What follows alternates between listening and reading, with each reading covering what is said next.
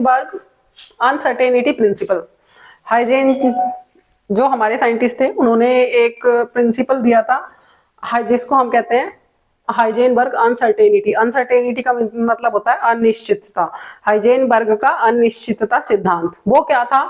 उन्होंने कहा कि हम किसी भी जो it is impossible to measure simultaneously both the position and momentum of a microscopic particle with absolute accuracy और uncertainty। हाइजेनबर्ग ने बताया कि अगर हमारे पास कोई माइक्रोस्कोपिक पार्टिकल है, छोटा पार्टिकल है जैसे कि इलेक्ट्रॉन की अगर हमें पोजीशन और मोमेंटम दोनों एक साथ मेजर करते हैं तो दोनों की एक या तो पोजीशन या तो मोमेंटम एक्यूरेटली मेजर कर सकते हैं, लेकिन दूसरे में अनसर्टेनिटी आ जाती है, वो 100% एक्यूरेटली मेजर नहीं कर सकते। डेटा एक्स है हमारा अनसर्टेनिटी इन पोजीशन, डेटा पी है हमारा अनसर्टेनिटी इन मोमेंटम। जो इनका प्रोडक्ट है हमारे जो पोजीशन और अनसर्टेनिटी पोजीशन और मोमेंटम का प्रोडक्ट है वो ग्रेटर देन इक्वल टू होता है h/4 के। जो डेटा x इंटू डेटा p, अगर हम डेटा x को 100% मेजर कर लेते हैं, 100% एक्यूरेटली मेजर कर लेते हैं, तो डेटा p जो हमारा है अनसर्टेनिटी प्रिंसिपल, इसे हम 100% मेजर नहीं कर पाते। एंड वाइस वर्सा, अगर डेटा p को हम यानी कि अनसर्टेनिटी मोमेंटम को 100% मेजर कर लेते हैं तो फिर जो डेटा x है उसमें अनसर्टेनिटी आ जाती है। इसका मतलब ये है, ये जो हमारा साइन लगा हुआ है इसका मतलब ये है कि ये जो हमारा प्रोडक्ट है डेटा x और डेटा p जो इस दोनों का मल्टीपल है, ये h/4 की जो वैल्यू है उसके ज्यादा भी हो सकता है और उसके इक्वल भी हो सकता है। अगर हमारी डेटा x की वैल्यू स्मॉल है तो इसका मतलब है इसमें अनसर्टेनिटी कम होगी और इसमें ज्यादा हो जाएगी। एंड वाइस वर्सा, अगर हमारी डेटा p की वैल्यू कम है तो इसमें अनसर्टेनिटी कम होगी और डेटा x में ज्यादा हो जाएगी, यानी कि पोजीशन में ज्यादा हो जाएगी।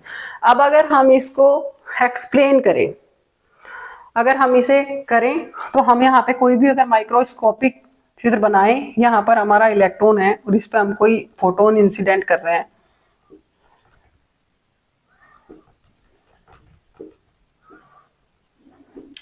तो जो इसका पाथ है वो कुछ ऐसे होगा। ये हमारा इनिशियल पाथ है,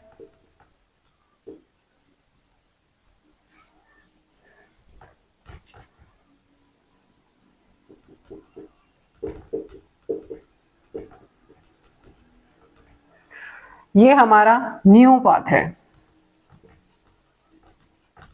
वेलोसिटी का, ठीक है, ये हमारा इनिशियल पाथ है।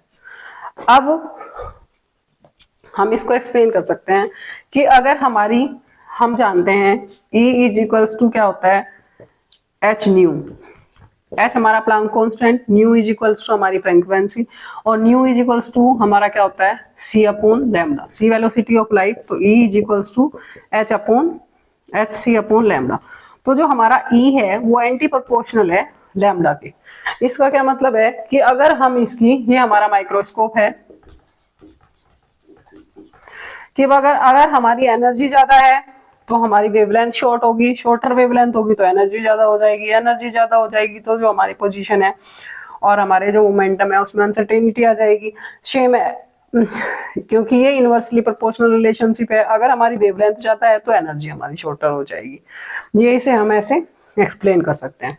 अगर हम इसमें वो देखें, इसका एक एग्जांपल देख लेते हैं। Calculate the product of uncertainties of displacement and velocity of a moving electron. इसमें मास दे रखा है 9.1 × 10⁻28 ग्राम और इसमें जो हमारा प्लैंक कांस्टेंट है 6.6 × 10⁻34 किलोग्राम मीटर पर सेकंड दे रखा है। अब हमारा इसमें जो हमारा इलेक्ट्रॉन का मास दे रखा है दैट इज m, ये दे रखा है हमें ग्राम में, इसको हम किलोग्राम में चेंज करेंगे सबसे पहले तो हो जाएगा 9.1 × 10⁻31 किलोग्राम, ठीक है। डेटा x इंटू डेटा p is greater and equals to हमारा h होता है h/4 पाई। अब डेटा एक्स और डेटा पी इज इक्वल्स टू क्या होता है, पी क्या है हमारा मोमेंटम, तो मोमेंटम इज इक्वल्स टू क्या होता है वी एम वी, और पी इज इक्वल्स टू क्या हो जाएगा हमारा M into data, data p is equals to M into डेटा वी। इसको यहाँ पुट आउट कर देंगे तो data x into M into डेटा we is greater and equals to H upon 4 पाई। निकालना क्या है हमें, product of uncertainties of displacement and velocity, displacement और वेलोसिटी का प्रोडक्ट निकालना है, डेटा एक्स इंटू डेटा वी। तो m को कहाँ ले जाएंगे, इधर ले जाएंगे, that is 4 pi m। h की वैल्यू दे रखी है हमें 6.6 into 10 to power -34 kilogram metre square पर सेकंड अपॉन 4। पाई की वैल्यू आप लोगों को पता है 3.14 इंटू हेम मास दे रखा है हमें 9.1 into 10 to power -31 kilogram. Kilogram से किलोग्राम कैंसिल आउट हो जाएगा, इसकी यूनिट बची मीटर स्क्वायर पर सेकंड। अब देखो जब हम इसे कैलकुलेट कर लेंगे सारे को, डेटा एक्स इंटू डेटा वी, ये हमारा आ जाएगा